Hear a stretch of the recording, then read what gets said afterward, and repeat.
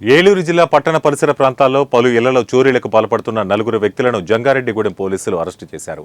Ayyappa township teachers కాలనీలో తాళాలు వేసి ఉన్న ఇంట్లో ఎవరూ లేని సమయంలో చోరీకి పాల్పడి బంగారం, వెండి వస్తువులు దొంగిలించినట్లు పోలీసులు వెల్లడించారు.